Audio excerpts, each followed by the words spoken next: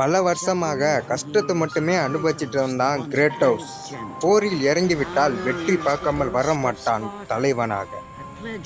கடவுள் எல்லாருமே இவனை ஒரு ஸ்பார்டன் என்று அழைக்க ஆரம்பிச்சாங்க. கடவுள்களுக்கு முன்னே நான் ஒரு பெரிய போர் வீரன் என்று கடவுள்களுக்கு புரிய வைத்தான். நீ நான் சொல்லும் ஒரு சிறிய வேலையுள்ளது, அதை நீ சிறப்பாக செய்துவிட்டால் நான் பாரிஸை இராணுவத்தை எதிர்கொள்ள வேண்டும் என்று தெரிந்தது கிரேட்டோஸ். அர்த்திகா நகரத்தின் போர் தொடங்கப்பட்டது. கிரேட்டோஸ் அங்கே கிளம்பினான். அர்த்திகா நகர் கடல் முழுவதுமே கப்பலோடையும் அதுவும் இல்லாமல் ஆளுங்களோடையும் அம்போடையும் எதிரிகள் உள்ளே நுழைந்து கொண்டே இருக்கிறாங்க. இது எப்படியாச்சும் இந்த நாட்டை கைப்பற்றே ஆகணும் என்று நினைக்கிறாங்க. அதான் கிரேட்டோஸ் இருக்கும் வரை அது நடக்காது என்று கிரேட்டோஸ் சொல்கிறான். அப்புறம் நம்ம சேனலுக்கு மறக்காமல் சப்ஸ்கிரைப் பண்ணிடுங்க. இதுக்கு எல்லாமே ஓன் வயசாக நானாகவே கொடுத்துருக்கேன். இந்த இடத்திலிருந்து போரில் நான் கலந்து கொள்கிறேன்.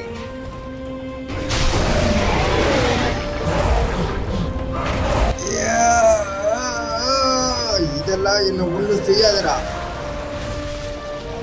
இது எப்படியும் அந்த நாட்டு ஒரு மிக சிறந்த ஒரு பைசான் அப்படின்னு சொல்லப்பட்ட ஒரு பள்ளியாக தான் இருக்கணும். இதை நான் விடவே மாட்டேன். இதை கொன்னாலே இந்த போரில் நான் பாதி வெற்றி எடுத்த மாட்டேன். எங்கேயும் தப்பிக்க முடியாது. இதை எடுத்து நான் அடித்தா இதோட ஒரு கண் போயிடும் நினைக்கிறேன்.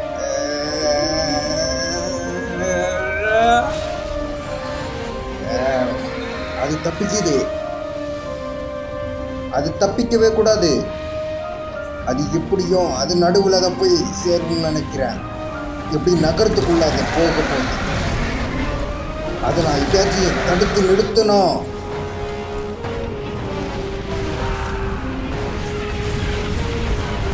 நான் நினைச்ச மாதிரியே நகரத்துக்கு வந்துடுச்சு. நடுவில் இருந்து தான் தாக்க போகுது.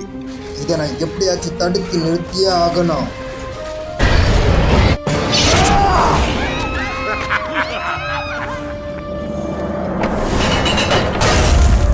இந்த நகரத்துக்கு நீ தீமையை செய்யறென்று ஒன்று உனக்கு அறியலையா பெர்சேன்?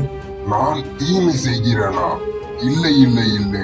இங்கே இருக்கிற போலிகளை அழித்து இங்கே உண்மைகளை நான் கொன்று வரப்போகிறேன். அப்புறம் என்னோட பள்ளிகளை இங்கே இருக்கும் நாட்டை அழித்து விடும். நீ நிற்பதை இருக்கும் வரை அது நடக்காது. அந்த பள்ளியின் தலையை கீறி மண்டி போட வைப்பேன். இதை பார் ஸ்பார்டனே, நீ உன் சிறிய கடவுள்கிட்ட போய் கூறு, இந்த நாட்டையும் நான் ஆளப் போகிறேன். நீ ஸ்பார்டன் வெறும் வேலைக்காரன். நீ என்னை தடுப்பாயா? என்னிடம் சண்டை செய்வதால் உனக்கு தான் ஆபத்தும் என்று சொன்னேன். கேட்கலையடா. என்னிடம் இப்பொழுதுதான் சண்டை போடுவியா? உன்னிடம் சக்தி இல்லையடா. ஸ்பார்டனே, நிறுத்து. யா உயிரை எடுத்துறாத. நீ என்ன கேட்கிறியோ அதை நான் செய்யறேன்.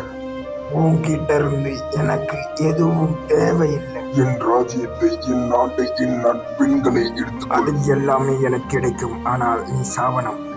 இல்லை இல்லை, என்னை விட்டுவிடு ஸ்பார்டனே. உன்னை விடுவதா இல்லை. யாய் இறந்து போ. இந்த போரில் நான் பாதி வெற்றி பெற்றேன். ஆனால் இந்த பள்ளியை நான் கொன்று விட்டால் அது நான் முழுமையான வெற்றியாக எனக்கு கருதப்படும். இது முதல் ஒர்க்காக தான் பார்க்கிறேன். பிரமாதமாக ஒர்க் ஆகிறது. இது திருப்பி நான் நிறுத்திய அந்த பள்ளி இது என்னை காண்டியத்துக் கொள்கிறது. திருப்பி நிறுத்திவிட்டேன். இப்பொழுதும் இது ஒர்க்காக தான் என்று பார்க்கிறேன்.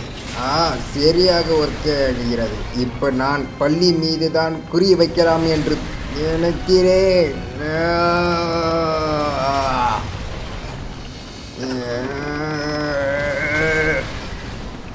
செத்து போ பள்ளிய. இதனால அதுக்கு ஒண்ணுமே ஆகல. அங்க இருப்பது அதே பள்ளி தான். அது ஏன் எனக்கு உதவி செய்து தெரியல. என்னிடம் சண்டை போட விருப்புதோ?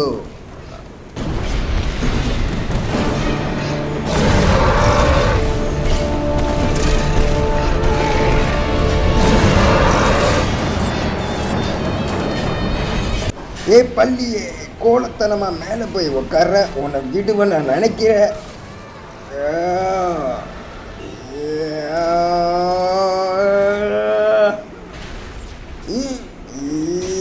செத்து போ. மீண்டும் மீண்டும் கோழையாகவே இருக்கிற. உன் நாடும் நீயும் ஒண்ணுதான்.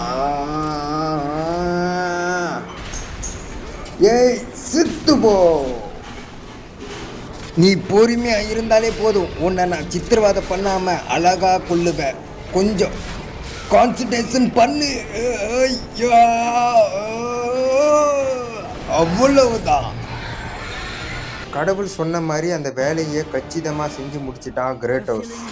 அந்த போரிலையும் அவன் வெற்றி பெற்றுட்டான். அதுவும் இல்லாமல் அந்த நாட்டு மக்களுக்கு சந்தோஷத்தை கொடுத்துட்டான். ஆனால் இவனுக்கு இந்த சின்ன வேலைக்காக எனக்கு ஒரு திருப்தி கூட இல்லை அப்படின்னு சொல்லிவிட்டு அவன் எனக்கு வேற ஏதாச்சும் வேலை இருந்தா கொடுங்க அப்படின்ற மாதிரி அவன் மனதுக்குள் தோணுகிறது. அதுவே கடவுள்கிட்ட கேட்க, கடவுளே, நீ கையில் வச்சு விளையாட பொம்மை என்ன நினைச்சீங்களா? வேற வேலை எதுவும் இல்லையா?